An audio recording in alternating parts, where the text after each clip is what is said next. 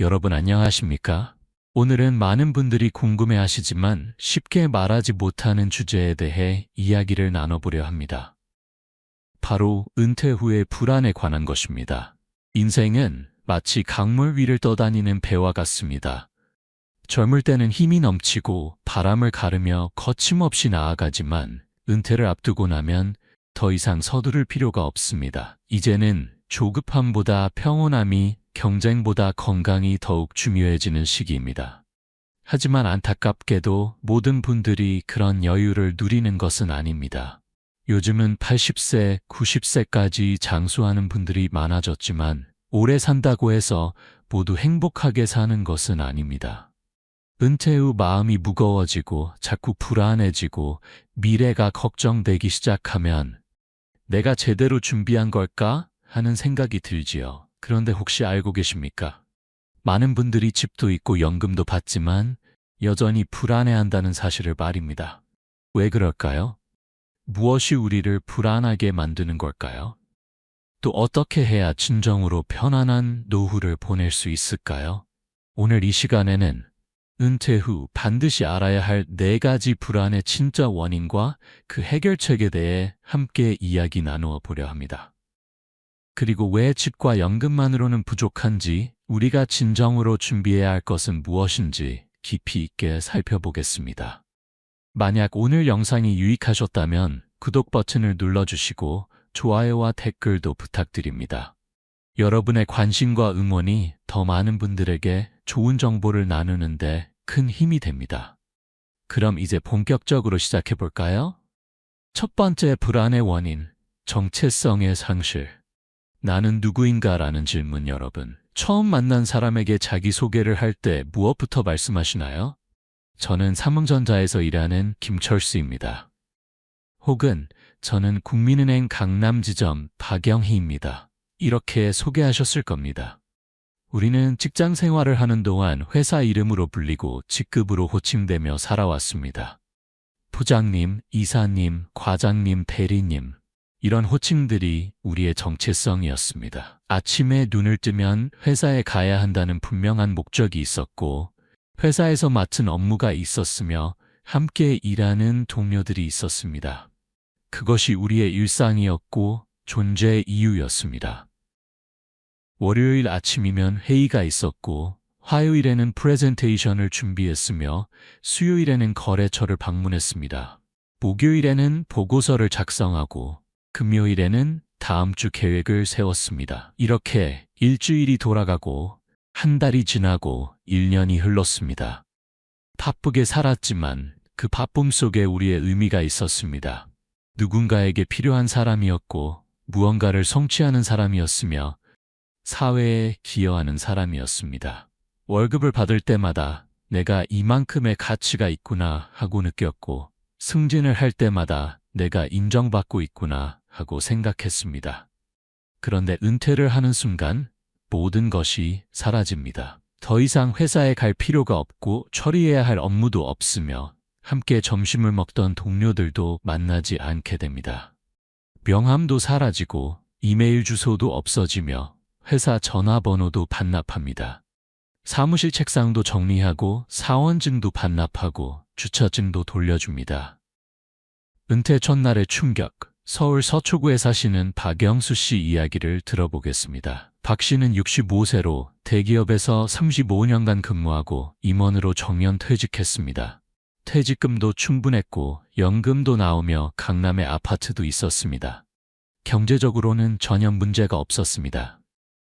퇴직 전날 밤 동료들과 함께 성대한 송별회를 했습니다. 후배들이 꽃다발을 주고 상사가 감사패를 전달했습니다. 그동안 수고 많으셨습니다. 이제 편히 쉬세요. 건강하세요. 많은 사람들이 인사를 건넸습니다. 박 씨는 이제 자유다 하고 생각하며 집으로 돌아왔습니다. 그런데 다음 날 아침이 문제였습니다. 평소처럼 6시에 눈이 떴습니다. 35년 동안 매일 아침 6시에 일어나 출근 준비를 했으니 몸이 그렇게 익숙해져 있었습니다. 하지만 이제는 출근할 곳이 없습니다. 침대에 누워서 천장을 바라봤습니다. 이제 뭘 하지? 아내는 일찍 일어나 아침 식사를 준비했습니다. 평소처럼 밥과 국과 반찬을 차려놓고 여보 밥 먹어요 하고 불렀습니다. 박 씨는 식탁에 앉아 밥을 먹었습니다. 하지만 맛이 없었습니다. 음식이 문제가 아니라 마음이 텅 빈 것 같았습니다. 식사 후 텔레비전을 켰습니다. 아침 뉴스가 나왔습니다. 경제 뉴스, 정치 뉴스, 사회 뉴스. 평소에는 관심 있게 보던 내용인데 이제는 남의 일 같았습니다. 회사 다닐 때는 뉴스를 보며 우리 회사에 어떤 영향이 있을까 생각했는데 이제는 그럴 필요가 없었습니다. 시계를 봤습니다. 아직 오전 9시였습니다. 평소 같으면 회의실에서 아침 회의를 하고 있을 시간입니다. 부장들이 보고를 하고 임원들이 질문하고 다음 주 일정을 논의하고 있을 겁니다.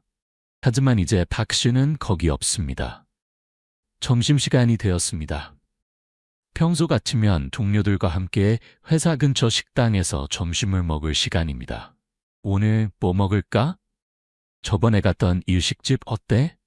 아니야, 오늘은 냉면 먹고 싶어. 이런 대화를 나누며 함께 나갔을 겁니다. 하지만 이제는 혼자 집에서 먹습니다. 오후가 되었습니다. 평소 같으면 가장 바쁜 시간입니다. 회의를 하거나 보고서를 작성하거나 거래처와 통화를 하거나 후배들에게 업무 지시를 했을 겁니다. 하지만 이제는 할 일이 없습니다. 소파에 앉아 또 텔레비전을 봅니다. 저녁 6시가 되었습니다. 평소 같으면 퇴근 시간입니다. 책상을 정리하고 컴퓨터를 끄고 동료들에게 먼저 갑니다 인사하고 회사를 나섭니다. 지하철이나 버스를 타고 집으로 향하며 오늘 있었던 일들을 떠올립니다. 하지만 이제는 하루 종일 집에 있었으니 퇴근할 곳도 없습니다. 이렇게 첫날이 지나갔습니다. 그리고 이튿날도 똑같았습니다. 사흘째도 나흘째도 일주일째도 똑같았습니다. 아침에 일어나고 밥을 먹고 텔레비전을 보고 낮잠을 자고 저녁을 먹고 다시 텔레비전을 보다 잠자리에 듭니다. 빈자리가 주는 공허함 한 달이 지나자 박 씨는 이상한 감정을 느끼기 시작했습니다. 처음에는 드디어 쉴 수 있다 하고 좋았는데 이제는 불안했습니다. 무언가 잘못되고 있는 것 같았습니다. 마음속에 큰 구멍이 뚫린 것 같았습니다. 나는 누구인가? 이런 질문이 자꾸 떠올랐습니다. 35년 동안 나는 미나 회사 임원이다 하고 생각하며 살았는데 이제는 그게 아닙니다. 그럼 나는 누구일까요? 그냥 65세 남자? 아무것도 하지 않는 사람? 쓸모없는 사람. 거울을 보면 낯선 사람이 보였습니다. 양복을 입고 넥타이를 매던 모습은 사라지고 운동복을 입은 중년 남자가 보였습니다. 이 사람이 정말 나일까? 35년 동안 열심히 일하던 그 사람이 이렇게 아무것도 하지 않는 사람이 되는 게 맞을까? 전화도 오지 않았습니다. 회사 다닐 때는 하루에도 수십 통의 전화가 왔습니다. 부하 직원들의 보고 전화, 거래처의 문의 전화, 상사의 지시 전화. 바쁘게 전화를 받고 걸고 했는데 이제는 전화가 울리지 않습니다. 이메일도 오지 않았습니다. 회사 다닐 때는 하루에도 수백 통의 이메일을 받았습니다. 아침에 출근하면 먼저 이메일을 확인했습니다. 중요한 메일에는 즉시 답장하고 덜 중요한 메일은 나중에 처리했습니다. 하지만 이제는 개인 이메일함에 스팸 메일만 들어옵니다. 카카오톡도 조용했습니다. 회사 다닐 때는 여러 단톡방에서 계속 메시지가 왔습니다. 부서 단톡방, 프로젝트 팀 단톡방, 임원 단톡방. 하루에도 수백 개의 메시지를 읽고 답장했습니다. 하지만 퇴직 후에는 모든 단톡방에서 나왔고 이제는 가족 톡방에서만 가끔 메시지가 옵니다. 2달이 지나자 우울증이 찾아왔습니다. 아침에 일어나기 싫었습니다. 일어나도 할 일이 없는데 왜 일어나야 할까요? 침대에 누워있고 싶었습니다. 아내가 여보 밥 먹어요 해도 식욕이 없었습니다. 밤에도 잠이 오지 않았습니다. 침대에 누워 천장을 바라보며 생각했습니다. 나는 왜 사는가? 내 인생의 의미는 무엇인가? 앞으로 20년, 30년을 이렇게 살아야 하나? 이런 생각들이 머릿속을 맴돌았습니다. 박 씨는 결국 병원을 찾았습니다. 정신건강의학과 의사는 은퇴 후 우울증이라고 진단했습니다. 많은 분들이 겪는 증상입니다. 오랫동안 일하시다가 갑자기 모든 게 사라지니까 정체성 혼란을 겪으시는 거죠. 새로운 의미를 찾으셔야 합니다. 사회적 역할의 종료가 주는 충격. 직장은 단순히 돈을 버는 곳이 아니었습니다. 그곳은 우리가 누군가에게 필요한 사람이라는 것을 확인하는 곳이었습니다. 신입사원이 부장님, 이거 어떻게 하면 될까요? 하고 물어오면 가르쳐 줬습니다. 그러면 그렇게 하는 거였군요. 감사합니다. 하고 고마워했습니다. 팀원들과 함께 프로젝트를 진행하고 성공적으로 마무리했을 때의 그 뿌듯함, 고객이 덕분에 큰 도움이 되었습니다 하고 감사 인사를 했을 때의 그 보람, 상사가 자네가 없었으면 이 일을 못했을 거야 하고 인정해 줬을 때의 그 기쁨, 이 모든 것이 우리의 존재 가치를 증명해 줬습니다. 회사에선 항상 무언가 해야 할 일이 있었습니다. 마감일이 정해진 보고서, 준비해야 할 회의, 만나야 할 사람, 결정해야 할 사안. 바쁘고 힘들었지만 그 바쁨이 우리를 살아있게 만들었습니다. 하지만 은퇴 후에는 아무도 우리를 필요로 하지 않는 것처럼 느껴집니다. 아무도 전화하지 않고, 아무도 찾지 않으며, 아무도 물어보지 않습니다. 누군가에게 중요한 사람이었다가 갑자기 아무것도 아닌 사람이 된 것 같은 느낌. 이것이 우리를 불안하게 만듭니다. 인천에 사시는 김명숙 씨 이야기도 비슷합니다. 김 씨는 초등학교 교사로 30년간 근무하다 퇴직했습니다. 교사 생활 동안 수천 명의 아이들을 가르쳤습니다. 아이들이 선생님 하고 따르고 학부모들이 선생님 덕분에 우리 아이가 많이 좋아졌어요 하고 감사해했습니다. 하지만 퇴직 후에는 아무도 선생님하고 부르지 않습니다. 길을 걷다가 예전 제자를 만나면 반가워서 인사를 건네지만 아이들은 잘 알아보지 못합니다. 선생님, 저 기억하세요? 옛날 반 쌈생이었어요 하고 말해도 그래? 잘 지내라 하고 어색하게 헤어집니다. 30년 동안 그렇게 열심히 가르쳤는데 이렇게 쉽게 잊히는구나 하는 생각이 들면서 허탈했습니다. 물론 아이들을 원망할 수는 없습니다. 아이들은 자기 인생을 살아가는 것이니까요. 하지만 자신이 했던 일들이 이렇게 빨리 무의미해지는 것 같아 슬펐습니다. 해결책, 새로운 정체성을 찾아야 합니다. 그렇다면 어떻게 해야 할까요? 가장 중요한 것은 새로운 정체성을 만드는 것입니다. 은퇴는 끝이 아니라 새로운 시작입니다. 회사원이란 정체성은 사라졌지만 우리에게는 다른 많은 정체성이 있습니다. 첫째, 나는 누군가의 부모입니다. 자녀들이 다 컸고 독립했어도 여전히 부모입니다. 자녀들에게 조언을 해줄 수 있고 손주들과 시간을 보낼 수 있습니다. 부모로서의 역할은 평생 계속됩니다. 둘째, 나는 누군가의 배우자입니다. 남편이나 아내와 함께 새로운 취미를 찾고 여행을 가고 인생을 즐길 수 있습니다. 직장 생활하느라 바빠서 제대로 챙기지 못했던 배우자와의 관계를 다시 돈독히 할 수 있습니다. 셋째, 나는 친구입니다. 오랫동안 연락하지 못했던 친구들과 다시 만나고 새로운 친구들을 사귈 수 있습니다.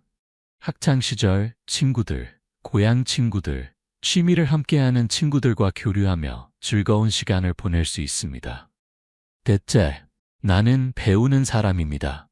평생 하고 싶었지만 시간이 없어서 못했던 것들을 이제 배울 수 있습니다. 악기를 배우거나 그림을 그리거나 외국어를 공부하거나 역사를 탐구할 수 있습니다. 다섯째, 나는 봉사자입니다. 그동안 쌓은 경험과 지식을 사회에 환원할 수 있습니다. 복지관에서 노인들을 돕거나 학교에서 멘토링을 하거나 도서관에서 책을 읽어주는 봉사를 할 수 있습니다. 여섯째, 나는 취미를 가진 사람입니다. 등산, 사진, 낚시, 원예, 요리, 여행 등 좋아하는 활동을 하며 시간을 보낼 수 있습니다. 취미는 단순한 시간 때우기가 아니라 삶에 의미를 주는 활동입니다. 일곱째, 나는 창작자입니다. 글을 쓰거나 그림을 그리거나 음악을 만들거나 무언가를 만들 수 있습니다. 창작 활동은 자아 실현의 중요한 방법입니다. 부산에 사시는 김철우 씨 사례를 보겠습니다. 김 씨는 67세로 은행에서 퇴직한 후 서예를 시작했습니다.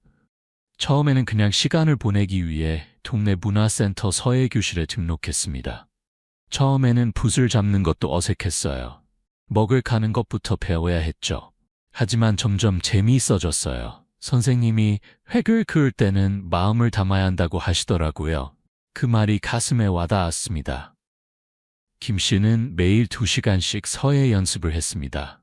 기본 획부터 시작해서 천자문을 쓰고 한시를 쓰고 나중에는 자신만의 글귀를 쓰기 시작했습니다.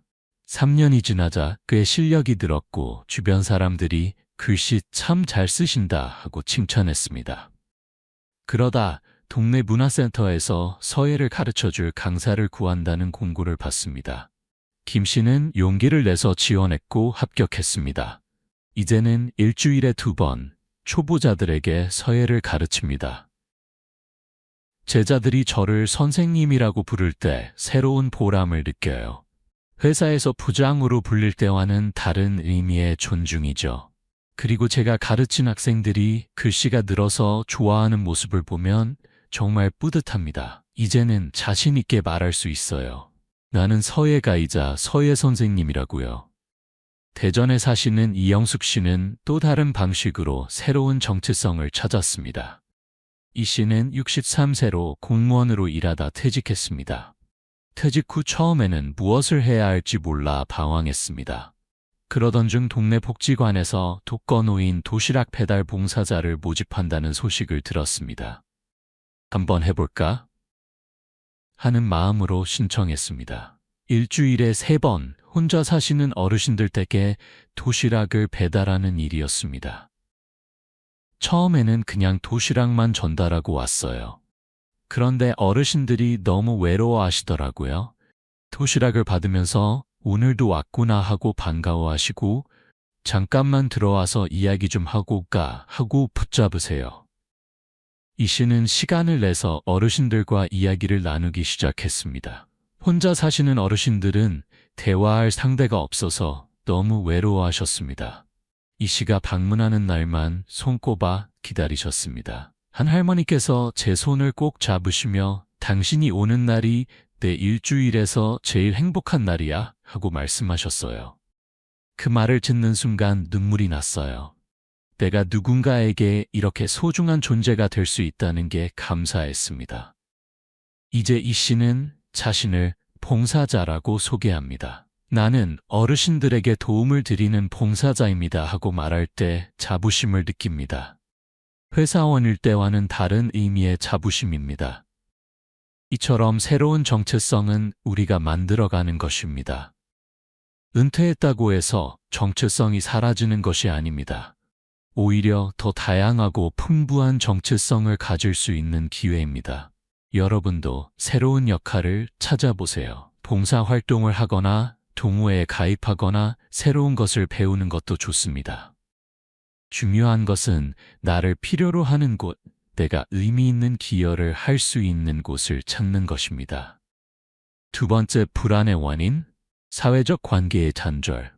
동료에서 낯선 사람으로 변하는 순간 직장 생활을 하는 동안 우리는 많은 사람들과 관계를 맺습니다. 같은 부서 동료들과는 매일 얼굴을 보며 일하고 점심을 함께 먹으며 때로는 저녁 회식도 합니다. 다른 부서 직원들과도 업무로 자주 만나고 협력업체 사람들과도 정기적으로 연락합니다. 이런 관계들이 우리 삶의 큰 부분을 차지합니다. 통계에 따르면 직장인들은 하루 평균 8시간 이상을 직장에서 보냅니다. 집에서 자는 시간을 제외하면 가족보다 동료들과 더 많은 시간을 보내는 셈입니다. 아침에 출근하면 안녕하세요 인사를 나눕니다. 커피를 마시며 어제 드라마 봤어요? 주말에 뭐 했어요? 하고 가벼운 대화를 합니다. 점심때는 오늘 뭐 먹을까요? 저번에 갔던 그 식당 어때요? 하고 의견을 나눕니다. 회의 시간에는 진지하게 업무를 논의하고 때로는 의견이 충돌하기도 합니다. 퇴근 후에는 오늘 고생 많으셨어요? 내일 봐요? 주말 잘 보내세요? 하고 헤어집니다. 금요일 저녁에는 오늘 한잔할까요? 하고 회식을 가기도 합니다. 술자리에서는 평소에 하지 못했던 이야기들을 나눕니다. 회사 불만도 털어놓고 인생 이야기도 하고 고민 상담도 합니다. 이런 일상적인 대화와 교류들이 우리를 사회와 연결시켜 줍니다. 사람은 사회적 동물입니다. 혼자서는 살 수 없습니다. 다른 사람들과의 관계 속에서 나의 위치를 확인하고 소속감을 느끼며 안정감을 얻습니다.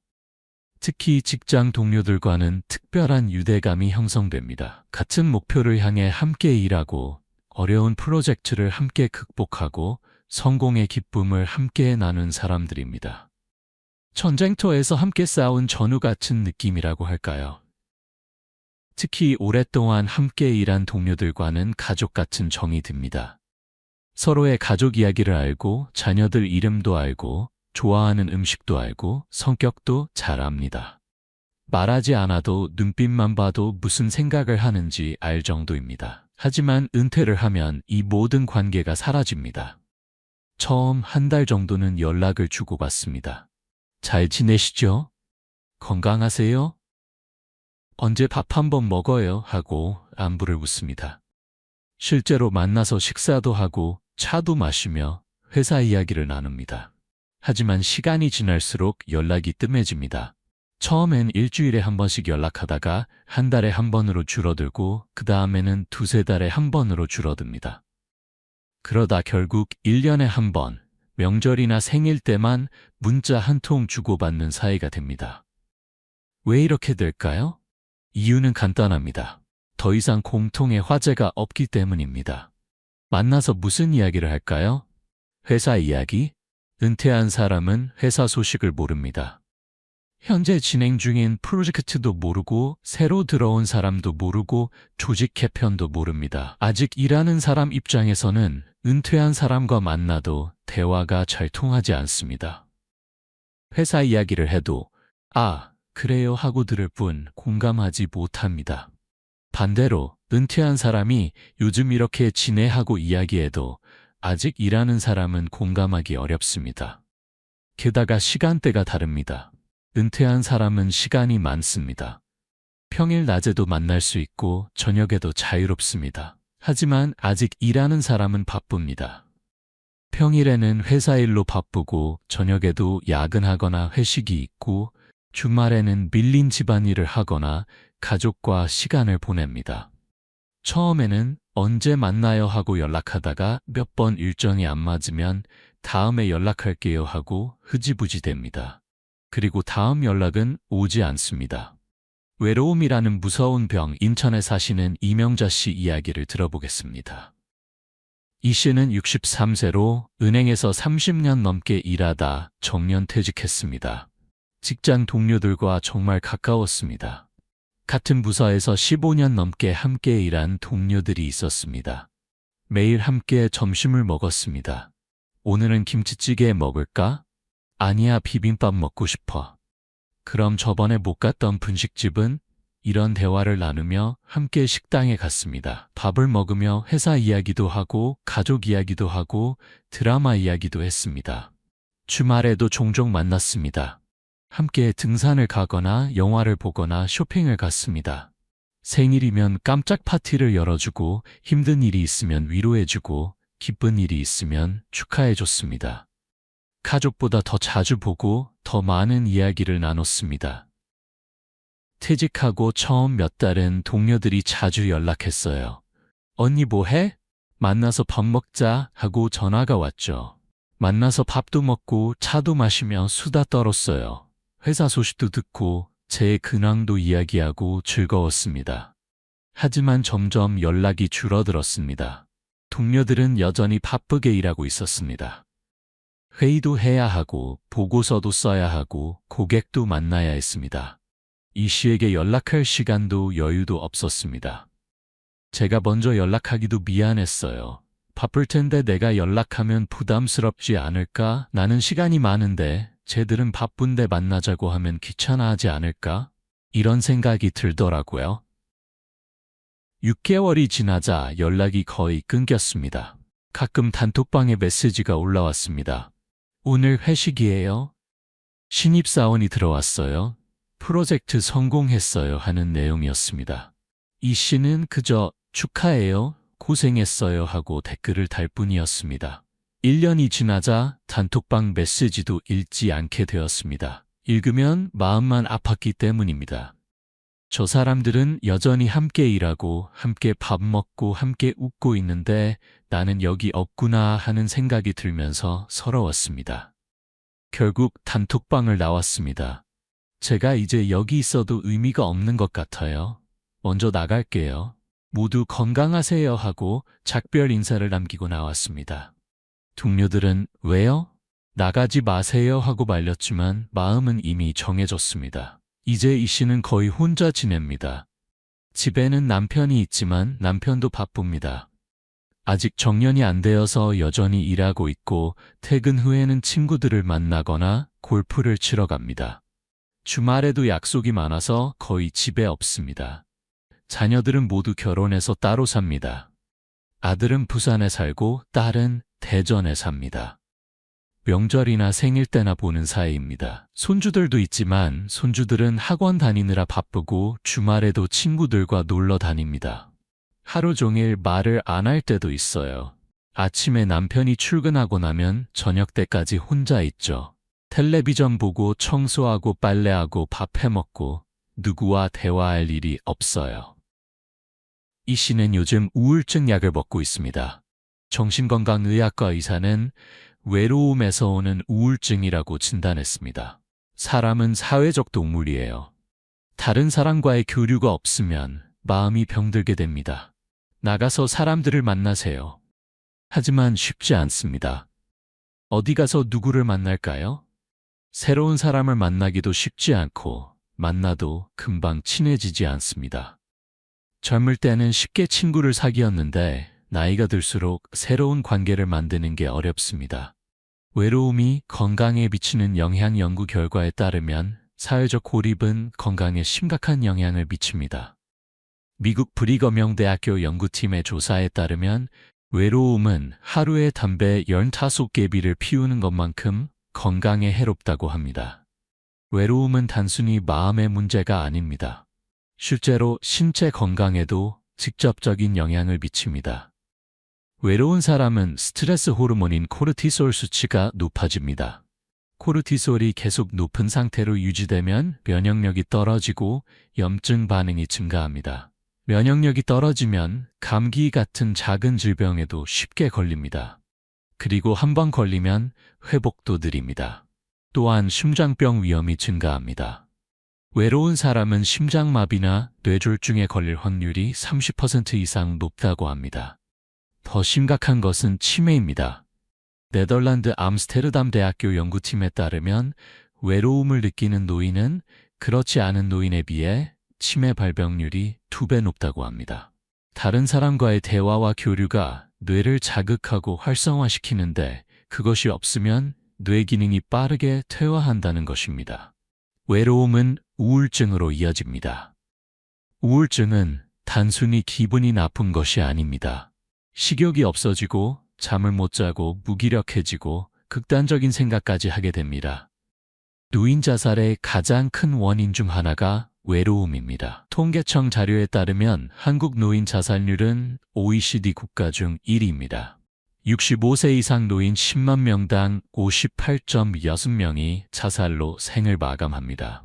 이는 OECD 평균의 3배가 넘는 수치입니다.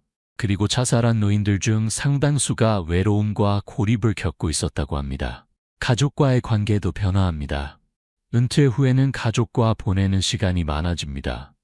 특히 배우자와는 하루 종일 함께 있게 됩니다. 이것이 행복할 것 같지만 실제로는 많은 갈등을 낳기도 합니다.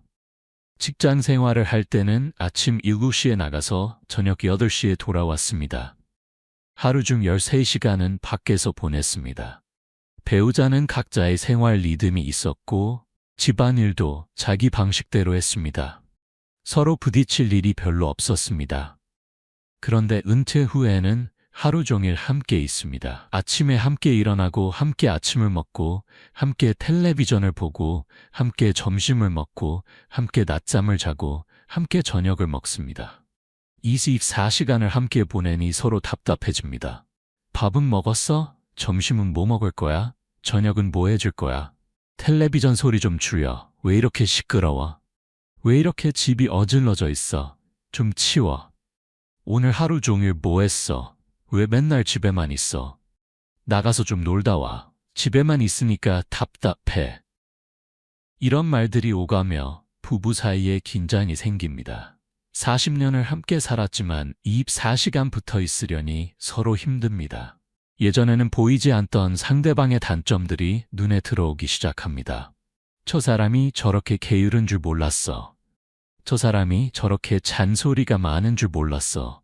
저 사람이 저렇게 예민한 줄 몰랐어. 작은 일로 다투게 됩니다. 리모컨 하나 때문에 싸우고, 에어컨 온도 때문에 싸우고, 창문을 열지 닫을지 때문에 싸웁니다. 어이없는 일들이지만 그만큼 서로 예민해져 있다는 뜻입니다. 이혼을 생각하는 노년 부부도 늘어나고 있습니다. 이것을 황혼이혼이라고 하는데 통계에 따르면 최근 10년 사이 황혼이혼이 2배 이상 증가했습니다. 자녀들 다 키우고 이제 편하게 살 나이에 이혼을 하는 겁니다. 왜 이런 일이 생길까요? 직장 생활할 때는 서로 만날 시간이 별로 없었으니 참을 수 있었습니다. 조금 짜증나도 좀 있으면 회사 가겠지, 좀 있으면 잠들겠지 하고 참았습니다. 하지만 이제는 하루 종일 함께 있으니 참기 어렵습니다. 또한 직장 생활할 때는 회사에서 스트레스를 풀었습니다. 동료들과 수다 떨고 업무에 집중하고 성취감을 느끼며 스트레스를 해소했습니다. 하지만 이제는 그럴 곳이 없습니다. 집에서 쌓인 스트레스를 배우자에게 풀게 됩니다. 해결책, 새로운 관계를 만들고 기존 관계를 재정립해야 합니다. 사회적 관계를 유지하고 확장하는 것이 정말 중요합니다. 직장 동료들과의 관계가 끝났다면 새로운 관계를 만들어야 합니다. 어떻게 할 수 있을까요? 첫째, 동호회나 모임에 가입하세요. 등산 모임, 사진 동호회, 독서 클럽, 합창단, 댄스 동호회, 악기 동호회 등 자신의 관심사에 맞는 모임을 찾아보세요. 요즘은 인터넷이나 지역 문화센터에서 쉽게 찾을 수 있습니다. 같은 취미를 가진 사람들과 만나면 자연스럽게 친구가 됩니다. 공통 관심사가 있으니 대화할 주제도 많고 함께 활동하며 친밀감도 쌓입니다. 나이도 비슷하고 처지도 비슷하니 서로 이해하고 공감할 수 있습니다. 광주에 사시는 최순자 씨 사례를 보겠습니다. 최 씨는 65세로 은퇴 후 동네 복지관에서 운영하는 라인 댄스 교실에 다니기 시작했습니다. 처음에는 운동 삼아 시작했는데 거기서 비슷한 나이의 여성들을 만났습니다. 처음에는 서먹했어요. 다들 모르는 사람들이니까요. 하지만 함께 춤을 추다 보니 자연스럽게 친해졌어요. 춤추며 웃고 떠들고 실수하면 같이 웃고 어느새 친구가 되어 있더라고요. 이제는 일주일에 2번 라인 댄스 수업이 있는데 그날만 기다려집니다. 수업 전에는 일찍 가서 수다 떨고 수업 후에는 함께 커피를 마시며 더 많은 이야기를 나눕니다. 생일이면 케이크를 사서 축하해주고 힘든 일이 있으면 위로해줍니다. 새로운 친구들을 만나니까 삶이 다시 즐거워졌어요. 예전 직장 동료들과는 연락이 끊겼지만 이제 이 친구들이 있어요. 오히려 더 편한 것 같아요. 회사 이야기 안 해도 되고 서로 부담 없이 만날 수 있으니까요. 둘째, 봉사활동을 시작하세요.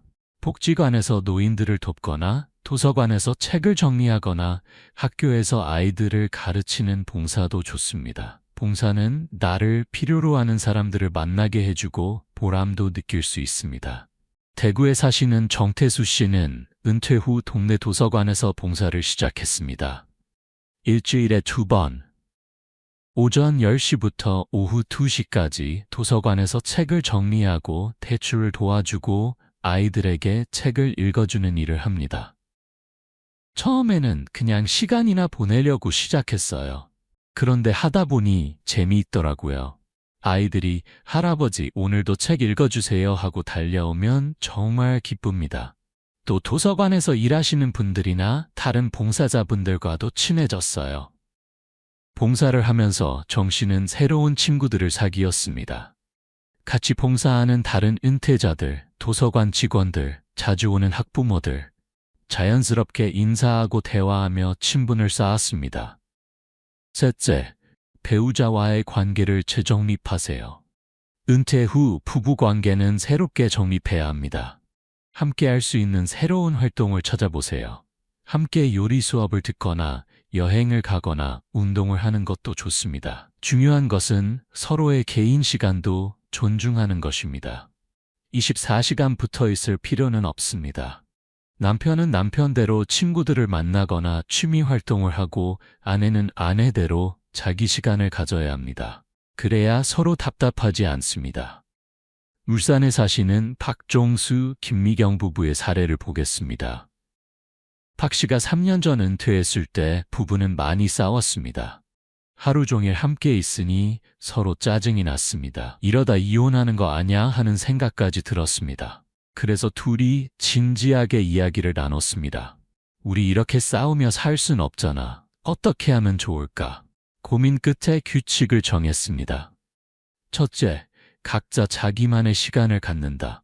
박 씨는 화요일과 목요일 오전엔 등산을 가고 김 씨는 수요일과 금요일 오후에는 친구들을 만납니다. 그 시간에는 서로 간섭하지 않습니다. 둘째, 일주일에 한 번은 데이트를 한다. 토요일 오후에는 부부가 함께 영화를 보거나 전시회를 가거나 맛집을 찾아갑니다. 마치 연애할 때처럼 데이트를 즐깁니다. 셋째, 집안일을 분담한다. 남편이 설거지를 하면 아내가 청소를 합니다. 돌아가며 장을 보고 돌아가며 요리를 합니다. 한쪽만 집안일을 하면 불공평하다고 느껴서 싸우게 되니까요. 이렇게 3년을 지냈더니 관계가 훨씬 좋아졌습니다. 이제는 옛날처럼 싸우지 않아요. 서로를 존중하고 배려하니까 함께 있어도 편해요. 오히려 직장 다닐 때보다 부부 관계가 더 좋아진 것 같아요. 넷째, 이웃과 교류하세요. 아파트 복도에서 만나는 이웃에게 인사하고 경비원 아저씨께도 인사하고 슈퍼마켓 주인께도 인사하세요. 작은 인사에서 관계가 시작됩니다. 요즘은 아파트마다 입주자 모임이나 동호회가 있습니다. 아파트 헬스장이나 도서관이나 경로당을 이용하면 자연스럽게 이웃을 만날 수 있습니다. 같은 아파트에 사니 자주 보게 되고 자주 보면 친해집니다. 다섯째, 온라인 커뮤니티를 활용하세요. 요즘은 인터넷으로도 사람들과 교류할 수 있습니다. 관심사가 같은 사람들이 모인 카페나 블로그에 가입해서 글을 쓰고 댓글을 달며 소통할 수 있습니다. 물론 직접 만나는 것만큼은 아니지만 그래도 혼자 있는 것보다는 낫습니다. 온라인에서 친해진 사람들과 오프라인에서 만남을 가질 수도 있습니다. 여섯째, 평생교육 프로그램에 참여하세요. 구청이나 주민센터나 복지관에서 운영하는 다양한 강좌가 있습니다. 컴퓨터, 스마트폰, 외국어, 악기, 그림, 글쓰기 등 배우고 싶은 것을 배우면서 사람들도 만날 수 있습니다. 수업을 함께 듣는 사람들과는 자연스럽게 친해집니다. 같이 공부하고 같이 과제를 하고 같이 발표를 준비하며 친밀감이 쌓입니다. 수업이 끝난 후에도 계속 연락하며 친구로 지낼 수 있습니다. 관계는 노력해야 유지됩니다. 그냥 집에만 있으면 아무도 찾아오지 않습니다. 내가 먼저 나가서 사람들을 만나야 합니다. 처음에는 어색하고 부담스러울 수 있지만 용기를 내서 시작해보세요. 새로운 관계는 새로운 삶의 활력이 됩니다. 세 번째 불안의 원인. 경제적 불확실성 연금만으로는 부족한 현실. 많은 분들이 은퇴를 준비하며 국민연금과 퇴직연금을 들어두셨을 겁니다. 이 정도면 충분하겠지 하고 생각하셨을 것입니다. 하지만 막상 은퇴하고 나면 생각보다 돈이 많이 듭니다. 통계청 자료에 따르면 한국의 평균 국민연금 수령액은 월 약 55만 원입니다. 물론 사람마다 다릅니다. 오래 납부하고 많이 낸 사람은 월 100만 원 이상 받기도 하고 짧게 납부한 사람은 월 30만 원도 안 되는 경우도 있습니다. 평균적으로 부부가 함께 받으면 월 110만 원 정도 됩니다. 여기에 퇴직연금을 더하면 어떨까요? 퇴직연금도 사람마다 다릅니다. 오랫동안 큰 회사에서 일한 사람은 많이 받고 중소기업에서 일했거나 기간이 짧으면 적게 받습니다. 평균적으로 계산하면 국민연금과 퇴직연금을 합쳐 월 150만 원에서 200만 원 정도 받는 경우가 많습니다. 이 돈으로 생활할 수 있을까요? 한번 계산해 보겠습니다. 아파트 관리비가 월 15만 원입니다. 식비가 월 60만 원입니다. 부부 둘이 하루 2만 원씩만 써도 한 달이면 60만 원입니다. 통신비가 월 10만 원입니다.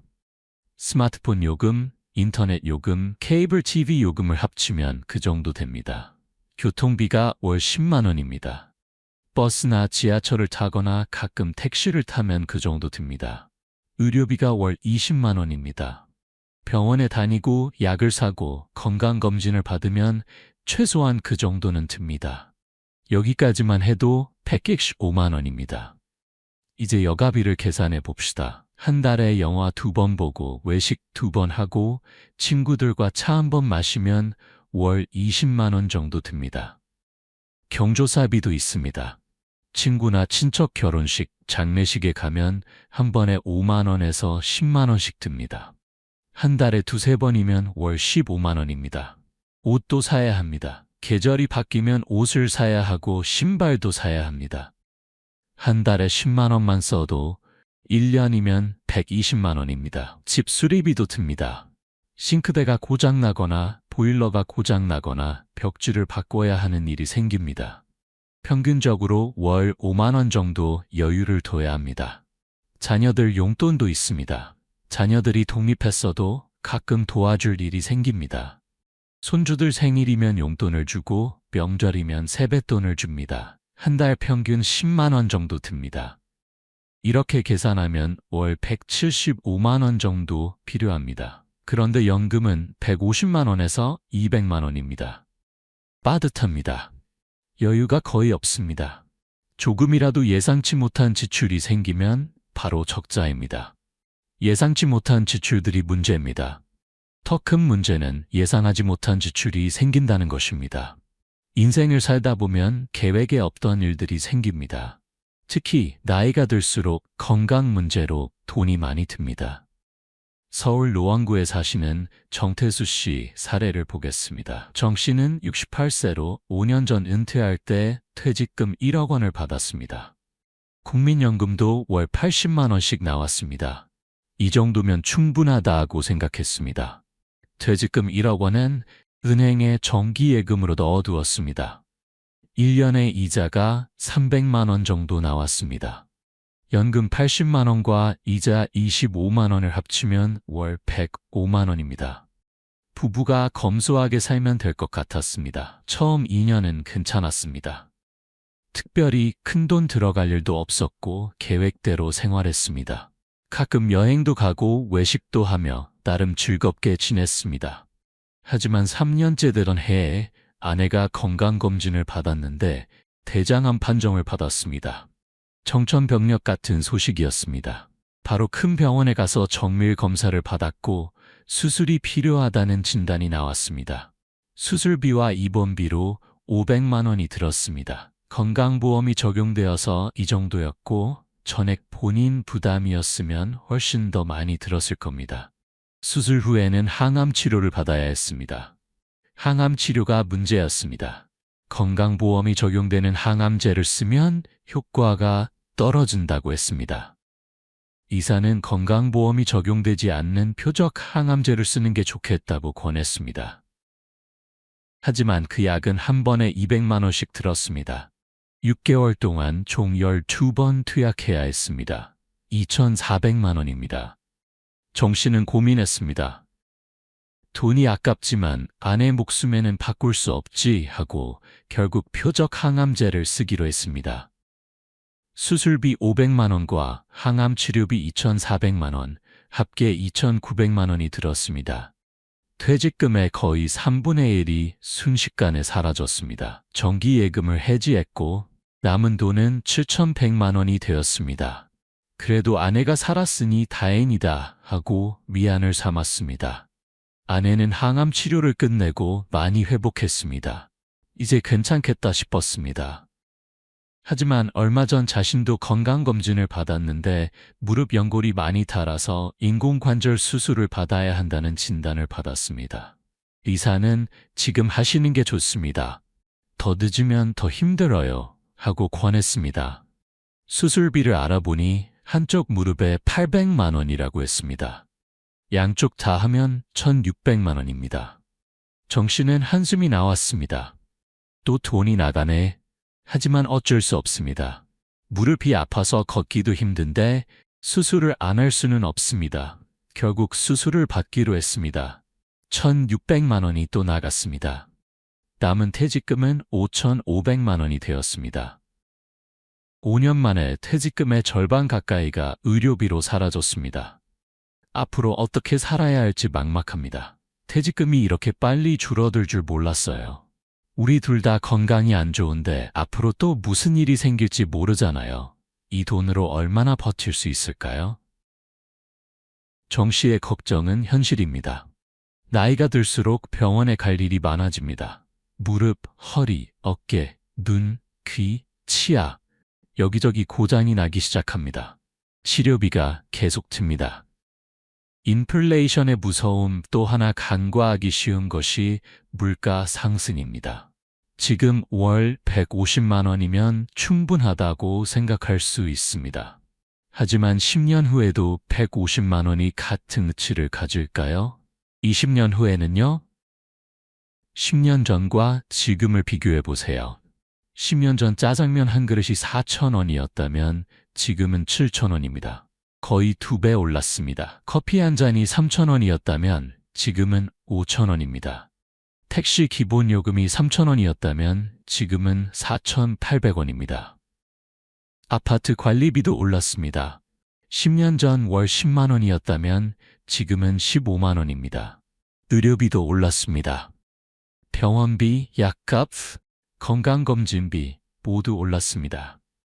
한국은행 통계에 따르면 최근 10년간 연평균 물가 상승률이 약 2%입니다. 별로 높지 않은 것처럼 보이지만 복리로 계산하면 10년 후에는 물가가 약 22% 오릅니다.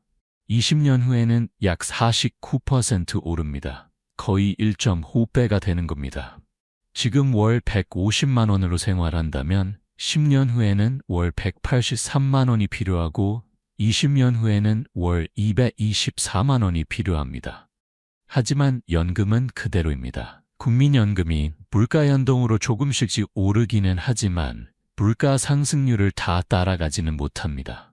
결국 시간이 갈수록 실질 구매력은 떨어집니다.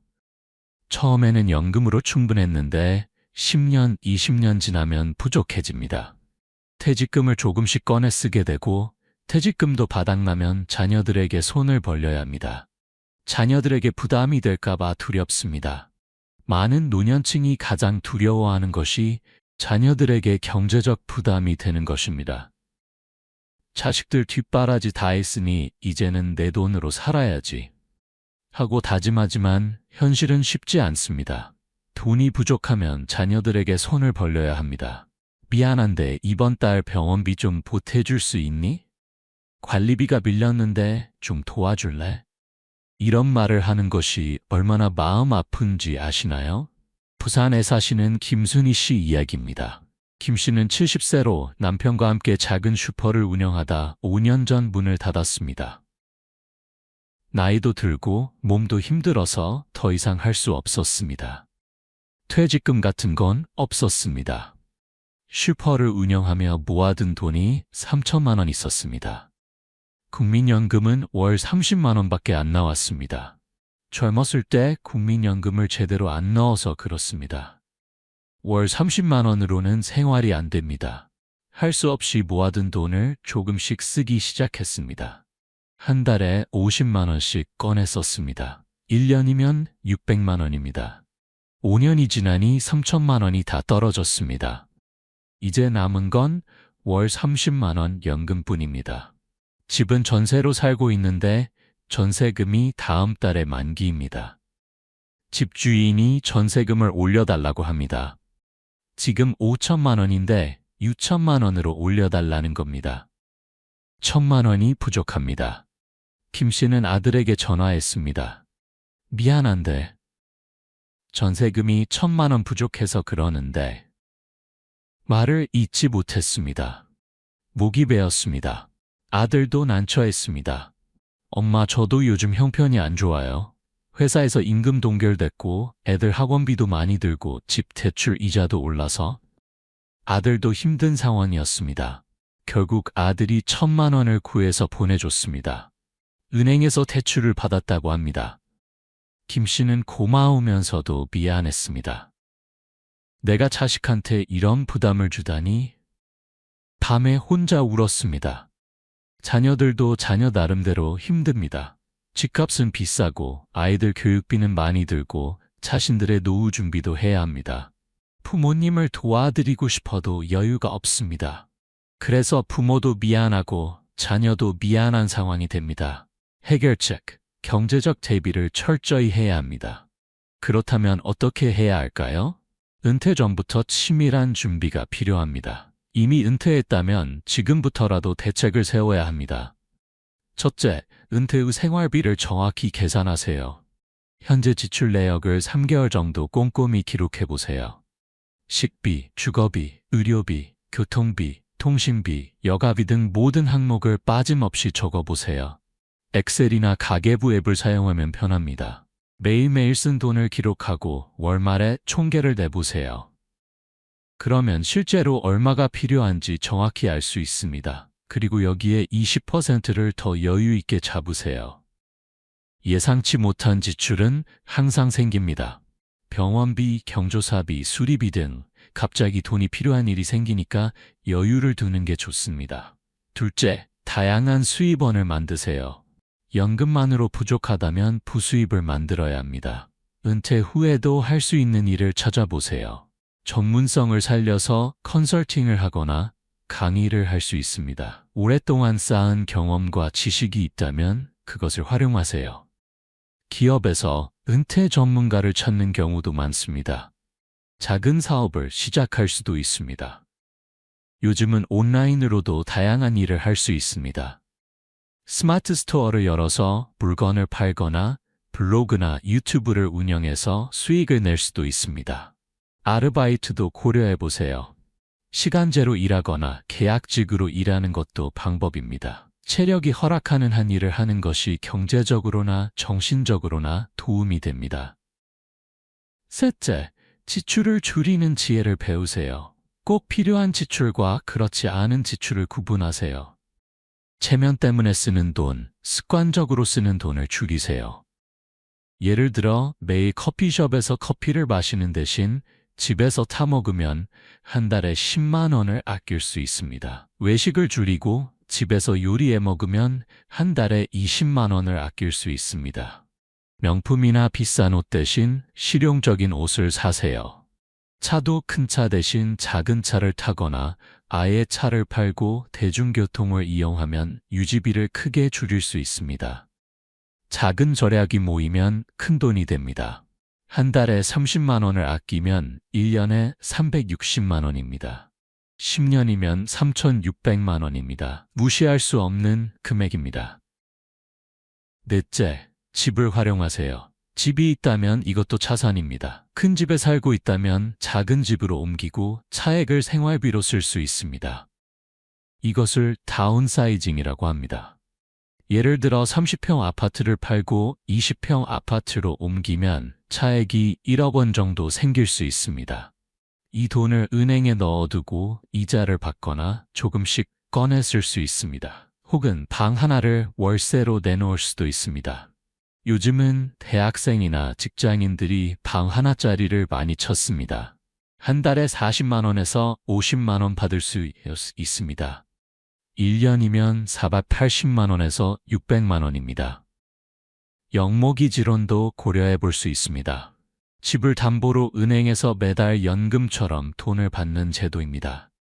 집에 살면서 돈을 받을 수 있으니 좋은 방법입니다. 다만 나중에 집이 은행 소유가 되니 자녀들과 상의해야 합니다. 5째, 보험을 잘 활용하세요. 만약 아직 실비보험에 가입하지 않았다면 지금이라도 가입하세요. 나이가 들수록 보험료가 비싸지고 가입 자체가 어려워질 수 있으니 서두르세요.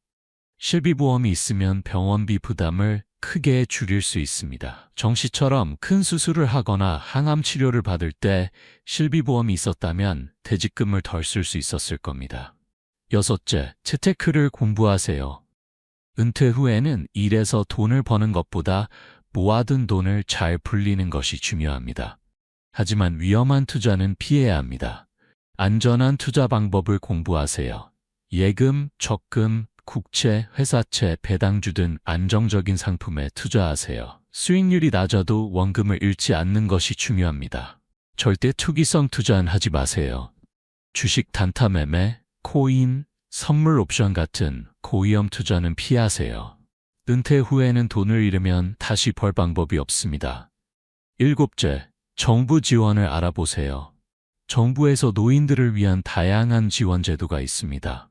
기초연금, 노인 일자리, 의료비 지원, 주거비 지원 등 받을 수 있는 혜택을 꼼꼼히 알아보세요. 주민센터에 가면 상담을 받을 수 있습니다. 자격이 되는데도 몰라서 못 받는 경우가 많습니다. 적극적으로 알아보고 신청하세요. 광주에 사시는 김영희 씨는 은퇴 후 자신의 특기를 살려 온라인으로 한복 만들기를 가르치고 있습니다. 한 달에 50만 원 정도 수입이 생기는데 이것이 큰 보탬이 됩니다. 처음에는 할 수 있을까 걱정했어요. 나이도 많은데 온라인 강의라니. 하지만 자녀가 도와줘서 시작했어요. 돈도 벌고 사람들과 소통도 하니 일석이조예요. 무엇보다 내가 아직 쓸모있는 사람이란 느낌이 좋습니다. 경제적 안정은 행복한 노후의 기본입니다. 돈이 전부는 아니지만 돈이 없으면 불안합니다. 지금부터라도 계획을 세우고 실천하세요. 4번째 불안의 원인, 건강에 대한 두려움. 몸이 예전 같지 않다는 현실. 나이가 들면 몸이 변합니다. 아무리 건강했던 사람도 60대가 넘어가면 여기저기 안 좋은 곳이 생깁니다. 무릎이 시큰거리고 허리가 쑤시고 어깨가 굳고 눈이 침침해집니다. 아침에 일어나면 몸이 뻣뻣합니다. 잠을 자고 일어났는데도 개운하지 않고 여기저기 쑤십니다. 예전에는 쭉 뻗으면 금방 풀렸는데 이제는 한참 움직여야 겨우 풀립니다. 계단을 오르면 숨이 참니.